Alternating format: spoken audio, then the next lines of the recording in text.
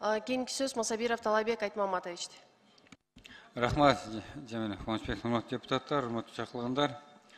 Урматтуу Гүлнара Муратовна, менде жазылып атат, ушу пенсиялык системанын акырындык менен өнүгүшү чендердин туруктуу кирешеликтүү инструменттерине төмөндөп кетүү тобокелдикке алып келет деп атат. Az mesela pensiyon fond, nakapin fond alып келет атпайсыңар? Ошону тобокелдик барбы мында? Талайбек Айтмаматович, кечирим сурайм. Акыркы эки сөзүңүздү кайталап коесузбу? Эмне? Жок, азыр мына алып келип атпайсыңбы ушу накопительный фонд эме депчи. Ошондо топтомо пенсиялык фонд боюнча резерв сөз деп атпайсыңарбы? Резерв фонд. Ошондо тобокелдик барбы, жокпу деп. Алды депутаттар бүт эле көтөрүп атпайбы? Тобокелдик бар. Эмнеге мындай тобок алып келип атат деп ошону түшүндүрүп берсеңиз мындай жалпы. Рахмат. Талайбек Айтмаматович, бүгүнкү күнгө чейин баягы каражаттарыбызды бир жака инвестиция кылганга баягы азыраак каражат болчу. Ошондуктан бизде мындай тобокелчиктер азыраак болчу.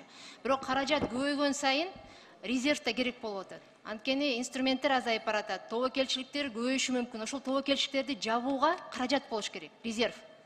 Ар кандай кризистер болушу мүмкүн, аны эч ким баягы тана албайт.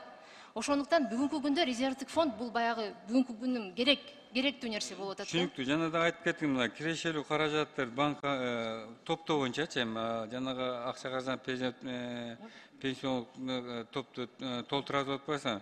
Банк аркылуу болобу баардыгы? Баалуу кагаздарыңыз, алтын дедиңер, ошо кайсы мөөнөттөрдө кайсы пайыздан сакталат? Кандай пайыз, кандай баалар менен анын баарын баягы өкмөттүн токтому менен жөнгө келтиребиз. Бирок биздин мисалы социалдык фонддун бүгүнкү күнгө сатып алууга акысы жок. Ошол эле алтынды бул лицензия болуш керек да. Ошондуктан биз баягындай агенттик макулдашуулар аркылуу же балким мамлекеттик баягы департамент драгоценных металлов деген бар, анын укугу бар. Бул мындай варианттар, бир нече варианттар бар. Азыр ушуга токтодук деп ачык айта албайм, анткени муну өкмөт менен дагы макулдашыш керек да. Бирок мен сунушумда бул бардыгы улуттук банк аркылуу кетиш керек да. Баягы улуттук банк жанагы сатып алуу эмес, улуттук банк көзөмөлдөйт да. Бул саясат улуттук банкта да. Сөзсүз булардын макулдашуусу менен болот булчу. Анан айтсаңар, мына жанагы бул жерде пенсиялык фонддун финансылык туруктуулугун камсыз кылуу максатында болуп атат. Бул резерв фонддо жана алып сатып болгон ал кандай система эмеде өтөт? Айтып атпайсыңарбы? Биз аны сатып, кайра ордуна келтирип, аны эме кылып атпайсыңарбы? Мен ойлоп атам, жана валютанын эми туруксуздукта, эми алтын болсо эми бул жерде силер мисал келтирсеңер да канча жылда канча пайызга өсүү болуп атат. Анан бул ала турган болсо бул канча пайыздан көтөрүлөт жанагы пенсиянын фонддору алып сатуу боюнча? Биз баягы баардык инструменттерибизди эметип туруп, анан кийин баягы кошулган бир орто кирешелүүлүктү карайбыз да. Ошол эле мамлекеттик баалуу кагаздар, депозиттер, алтын, валюта деп туруп, жыл сайын орто кирешелүүлүк менен чыгарабыз. Бүгүнкү күнгө чейин бул бизде баягы 11%, 10,5% орто кирешелүүлүк болот. Бирок чын айтыш керек, мамлекеттик баалуу кагаздар жылдан жылга азайып баратат пайыздуулугу. Ошондуктан бизге баягы кошумча инструменттер керек. Анткени бул баягы жарандардын кийин келечекте каражаттары баягы татыксыз болуп кетпеш үчүн ошону биз жалпы киргизип атабыз. Ал эми жана механизмдерин кандай пайыздуулугу болот, бул ошол маалда биз качан алган учурда баягы баасына жараша болот да. Биз аны баягы жылдан жылга алып эметпейбиз, биз бир алып, бир 10, 15, 20 жылга чейин сактап кое беребиз. Анткени соцфонддо билесиз, бир учурда бүт каражатты төлөбөйбүз биз. Баягы бир аз эле пайызын төлөйбүз. Адамдар дайыма көрө берет. Ошондуктан бир канчалык каражаты бир 30-50% түрө берет дайыма элечи, мисалычы башкалар. Ошондуктан бизде андай эмебиз жок. Баягы алып сатып анан спекуляцияда жоготконго бизге андай эмебиз жок. Түшүнүктүү. Просто мындай ошону да жалпак тил менен түшүндүрсөңүз, биз ойлоп атабыз, бардык эле жанагы пенсиондук фонду, резерв фонд түзөдө бардык акча каражаттардын ичинде алтын, валюта менен сактап калуу деп кичине түшүнүк болуп атат. Мына азыр айтып атсаңар, 20%, 10% ошо менен сакталып турат, калгандары төлөнүп кете берет. Ошентип айтпайсыңарбы?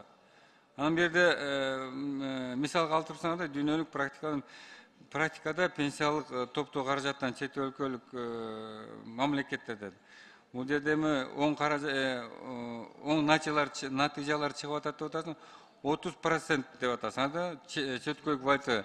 Бул улуттук банк аркылуу кетип атабы же коммерциялык банк эмелер менен кетип атабы?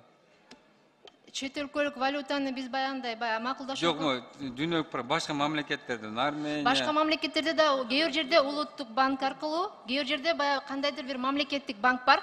Ошол баягындай башкаруучу катары иштейт, же агент катары иштейт да. Анткени ал кесипкөй эксперттери бар. Түшүнүктүү. Мен мындай да, мен мындай сунушта жана коммерциялык банк анан жана алда кайлыгыр алып кетим, коррупционный риск болот да, эми схемаларга келтирбеш үчүн мына улуттук банктын өзүнүн саясаты, бул эми алым сатуу, жанагы валюта, жанагы алда айткан жана алтынды сатуу боюнча мен ойлойм улуттук банкка эле бериш керек депчи, негизи. Анан жанагы түшүндүргөн бүгүнкү күндө керек жана резерв фонд, пенсиондук фонддор жана топтоо каражаты боюнча. Рахмат.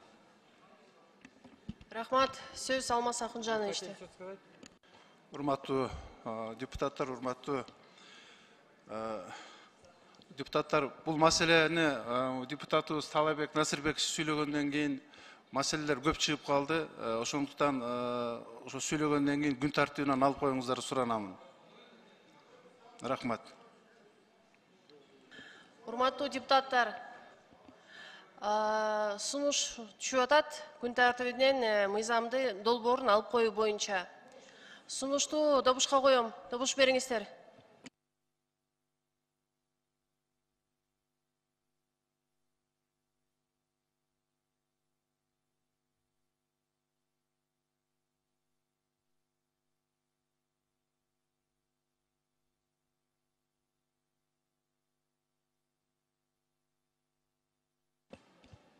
Макул 55, каршы 4, бар 59, каталды 88.